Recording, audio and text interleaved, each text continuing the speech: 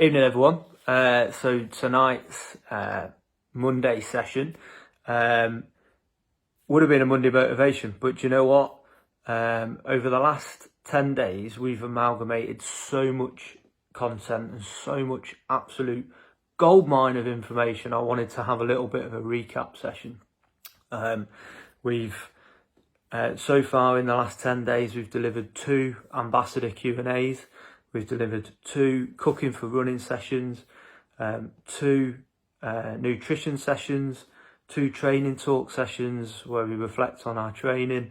We've had 1 Monday motivation, we've had 1 rehabilitation session, and we've had 1 coach-led session. We've put out so far so much content that I'm absolutely amazed at how much content we've managed to put together. I didn't for 1 minute think it was going to be as great as this, but it's just been fantastic. The involvement from everybody, both the ambassadors and our experts, but also all the runners at home, by asking lots of questions and commenting and getting involved. I felt that if I keep this going, we're just going to be swamped by so much information. So we are keeping it going, obviously, but I wanted to put in a little recap so that you can come back to this, and this will be your main point of reference where you can see, okay, well, these are the main points where we've talked about over the last 10 days. You can then pick through the content that we've put together, and no doubt these will come up again, but there'll also be new content and new things that will come up over the next 2.5 weeks. So I wanted to just very quickly, it's not going to be a long video this evening.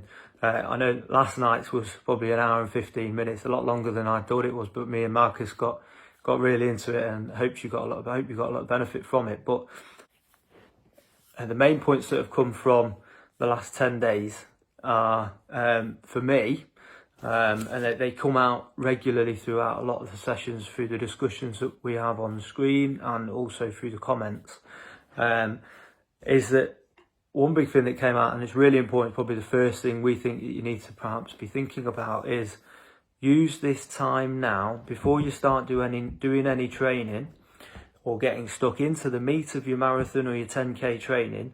Use this time now to understand why. All right, understand the reasons why you are taking part in the marathon. Understand the reasons why you're running. When you get into the meat of your training, it can get quite hard. It can get quite tough. You need to know why you're doing something. So understand the absolute nitty gritty of why. It might be a time. It might be because you want to enjoy it. It might be because you want to finish it. It might be because you want to make somebody proud. It might be you want to make yourself proud. Whatever it is, understand it and make sure it is actually the reason why you want to do it, and that you're not being dragged along by somebody else's reason why. If, as we spoke about last night, and go back to that training talk me and Marcus had last night, that if you don't have your own reason why, you will get dragged along into somebody else's training, into somebody else's reasons, and you won't enjoy it. And from a race organiser's perspective, that's all I want, is for every single person to enjoy the race. And if you know the reason why, and you're nailed on with that reason why, you're more likely to enjoy the race. I'm not going to guarantee it, but you're more likely to, because you'll have trained right. You'll be happy with everything. And then you'll be looking forward to the day rather than be stressed and worried about that day. The other thing is, point number 2, is to use this time now to practice. All right, you've got plenty of time before you actually have to start that meat of your training. You don't need to be training mega miles at the moment. Some people will be, but it depends where they're starting at. Remember, everybody starts at different levels. But use this time now to practice, and that goes without whether you're a novice, complete beginner running, and you're just about to go and buy your new pair of trainers, or your first pair of trainers, or whether you're an experienced runner. We're all learning, we're all on a journey. I've been running all my life. I'm 36, I think, and I've been running for as long as I can remember, from about the age of 13, 14. It's always been something that I've done. And I've learned some things from this last few weeks. I've learned loads, in fact, from the last few weeks, because I'm getting other people's perspective and I'm looking at things differently. And I'm already putting those little bits into practice with my own training. So try things. If it doesn't work, it doesn't work. You've not lost anything, but try it. Some things that are really key to try. Nutrition, really important. John's put 2 really great videos together so far about nutrition, the basics, and then further on, a little bit more detailed. But you need to practice your nutrition, and there are so many different options out there. It's an absolute minefield, but you can practice and you'll know what works for you. By the time race day comes around, you'll know. And by the time you start your training, you'll have a much better idea. Rather than waiting till you start that 16 or 20 week training program, whatever it is, you don't need to wait till then. Practice now. All right, we can all go out for little runs, even if you don't want to do too many miles, or you can just go out for a walk. Go out for a long walk and you can practice your nutrition. And you're not trying to, keep nice and high calorie and all the rest of it, but you are practicing whether or not you like the taste of it. You're practicing whether or not you like how you carry it, or the feel of it, or the texture and things like that. So do practice. And that's been a real big theme, and that goes for anything. So practice anything. You can practice your start, you can practice your pacing, you can practice all these different things over the next few weeks. So I'd say between what's come up from the sessions is that between now and the new year, practice lots of different things. Not every training session has to be all out effort. Practice different bits. Use the time now to build on your base. All right. Now I describe it as building a house. So when you start your proper training, you're putting your first floor in. All right. Before that, you need to build a foundation. All right. And this is really important. And this has come out quite a lot, is that use the time now to build that base foundation of fitness so that you're strong, you're healthy, you're well fueled, you've no ill health or anything like that, because you've been putting loads of vitamins and minerals and all the rest of it into your body on a really good diet, and you're injury free and you're nice and strong. You don't have to be marathon fit. Remember that. You're not running a marathon until the 16th of May, or a 10K until the 16th of May. You don't need to be marathon fit when you start your training program. That's the whole point of your training program, is that it gradually builds that fitness. And that's where that building of the house comes in. So if you think of it like that, you build your foundation, and the better the foundation, the stronger the house. All right. If you have a poor foundation, so you don't use this time wisely for lots of different things, and it's not just about building that fitness or that base level strength and fitness in your body, the foundation can include your mental health, your support network, all that practice, building all that in, all adds to that base and that foundation before you even start putting those first floor and that second floor in. So as you build through your training program, you do start to then build your house, all right? You get fitter, you get stronger, and then you start fitting it out. And that's your tapering session. That comes further towards the end of your training program when you're getting ready. And then you're moving in is race day, all right? Think of it like that, and think of it along the way. You wouldn't move into a house that's not finished, all right? So you don't want to take part in a race that's not finished, or you've not finished your training program. So do all you can to make sure that you are well trained. You've got a really good base before you even start your marathon training, and you'll get to race day and you will achieve your goals, whatever they are. 2 more, support network. Now this is going to be a conversation, again, I know it's coming up for later on, but make sure that you have that quality support network. It is so important, having those people around you. And it's not just your other half, your partner, your husband, your wife, your children. It's work, it's your friends, all right? It's your social network, all right?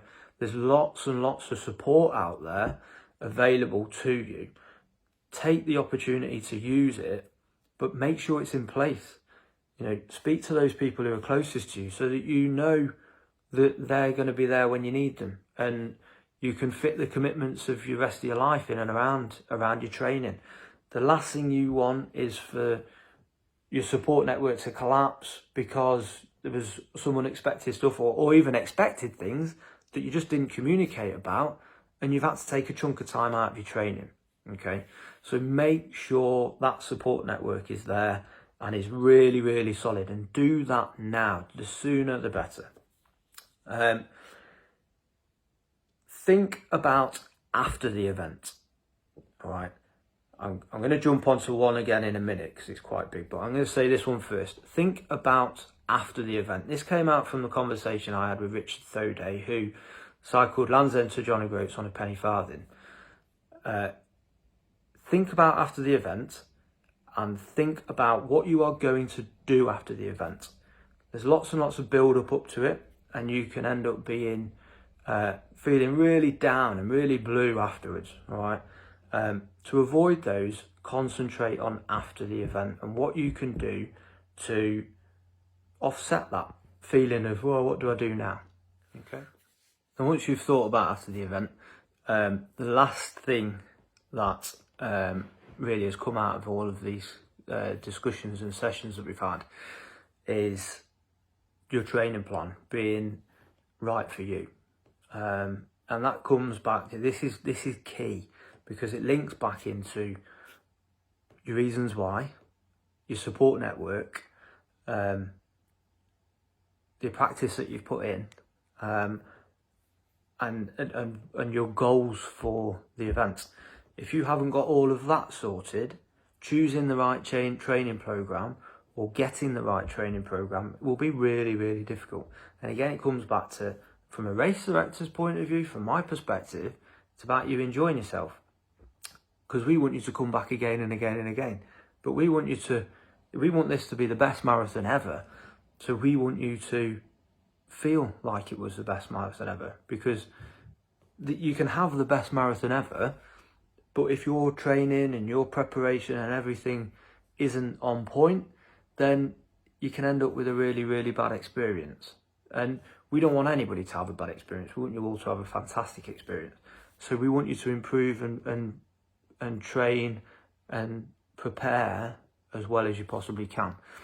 So choosing the right training program doesn't just mean picking like a beginner's training program or an intermediate training program or one that will get you a 4-hour marathon or a 3-hour marathon. That's not the way to pick a training program. You've got to take into account all the other bits that that make up your reasons why and what you're doing the marathon for. Then you can choose the right training program. All right. Otherwise, you're just setting yourself up to fail. All right, or potentially setting yourself up to fail. So, training program is probably the biggest conversation and topic and question that we have, is what training program to go for. Speak to a coach, because there's probably 1,000 different training programs out there, and not one of them are designed for more than one person, because we're all at different abilities and we all have different goals. So get a plan that you think might work for you, and don't be shy. Go and see a coach, speak to them. A coach will give you an hour of their time. You may have to pay for it, but you can have an hour of their time talking through stuff. Again, it doesn't always come back to training being really hard graft and getting all hot and bothered and sweaty. That's not what training is always all about. So get your training program, get what you think is the right training program, and then seek advice. Speak to your coach at your running club or an experienced runner at your running club. If you don't have that, speak to our ambassadors, speak to myself, drop us a line, get in touch with us. There's loads of really good people out there who are happy to help, and your local running clubs are the best places to start.